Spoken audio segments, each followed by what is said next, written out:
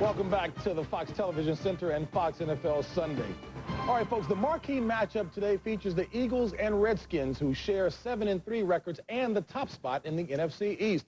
Now, the Eagles have the NFC's #2 ranked offense and are confident, having won 4 of their last 5 with Ty Detmer as their starting quarterback.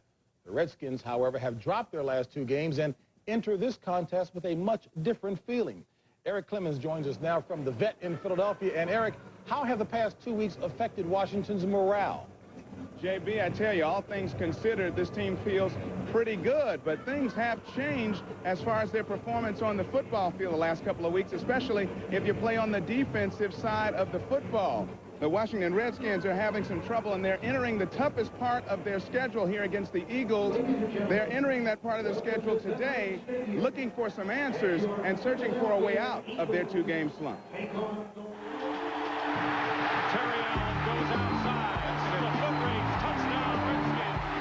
Over the past 2 weeks, the Washington Redskins have fallen hard. So hard, in fact, that some suggest their promising start was only a mirage. Snap down, and this one is good, and Arizona has won the game with 30. You're supposed to beat Arizona. We didn't, but that was one that we should have won, and I think that was a gut check for us. We're in a crisis situation as a football team. We need to win a football game. We need to go out and play well in all 3 phases. Critics of this team say their 7-1 start came mostly at the expense of the NFL's mediocre. To that, the Redskins say, so what? But the pattern of the last 2 losses has created plenty of naysayers. I say to those folks, maybe you're right, but there's still 6 games to play, and I judge everything in the course of 16 weeks and see if we reached our goal of making the playoffs, and then we'll go from there. Whenever we hear something like that, those same people that are doubting us are going to be the same people that were saying, well, I told you so when we win it all. Here at the Pentagon, the strength of the nation's defense is arguably determined by the philosophy of those in charge of the executive branch of government. For those in charge of philosophy of the Washington Redskins, the credo has been bend but don't break, and that worked like a charm over the first 8 weeks of the season.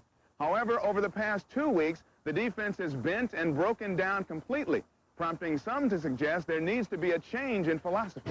The bottom line is the Redskins' defensive unit went from allowing a generous amount of yards, but not points over the first 8 weeks, to a unit that has given up huge chunks of both over the past 2, producing a free fall in the rankings.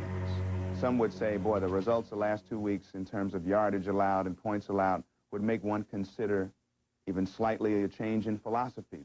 Well, I think there's something to that, but I think there's also a long haul that we're looking at here, and I think we're looking at an overall team philosophy here that comes into play, too. Nobody complained about it for a 7.5-week period. Everybody's happy when you're sitting there at 7-1. You have to be willing to fight for what you believe in.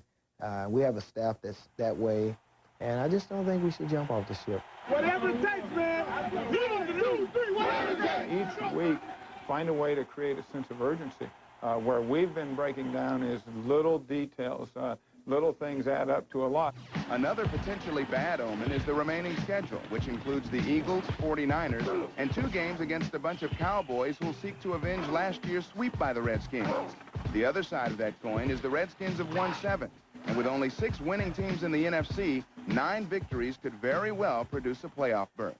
I went in this morning and said, hey, guys, if in July someone would have said, okay, you're going to be 7-3 going to Philadelphia, how would you feel about that? Everybody would be excited. I don't think we're looking at a time to panic. This is a time to get up and get going.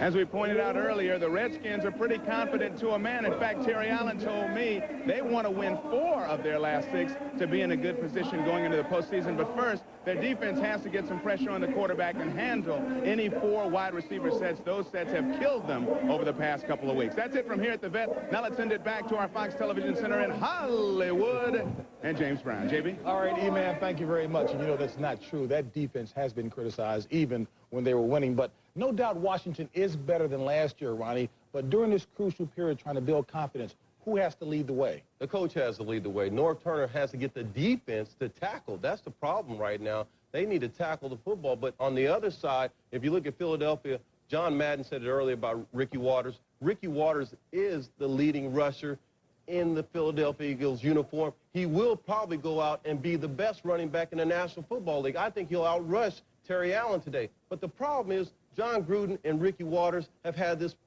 feud going on all year. They have to figure out a way to just get along so they can win this division. West Coast offense and running backs do not mix. West Coast coordinators do not like to run the ball. That's a fact. And I'll tell you what, I saw Tom Cruise outside the stadium saying, abort, abort, abort, in the spirit of Mission Impossible. This defense cannot stop people. They don't have a pass rusher. They don't have anyone that can stop the run up front. They've had injuries. And I'll tell you, the only defense that this team has right now is Terry Allen, Michael Westbrook on the quick slants, and special teams. Ray Rhodes spent a lot of time on special teams this week. Washington has to score and score a lot, but score slowly. Keep that defense off the field. Key today, if you look at the defense for the Redskins, you ever been bass fishing? And then early you're catching those Florida bass with the same lure, and you say, boy, ain't this good. That's defense for the Redskins. Caught them early. Then all of a sudden they stop biting. Then you got to say to yourself, how can I entice them back? So you got, my dad says, change lures. I go, good idea. Boom, you catch them again. Now see, this fishing analogy works to defense. Change it up. Redskins will change it up today, Howie. I know you look at you. You've never been fishing. Ron Lynn needs that. They will change it up. Zone blitzes on first down. They need another boat. They don't need another lure. I gave you your 20 seconds. Let me finish this very highly intelligent point. Matter of fact, I'll get it on final thoughts. I don't even want to mess with this anymore. I know this kind of blows you out of the water a little bit, doesn't it? But there's fishing and football do relate. Okay. A timeout. Let's talk a little bit about Ty Detmer. He's doing quite well from Philadelphia. Yes, indeed, second-ranked passer in the NFC. We'll find out a little bit more about Black Bass when we come back.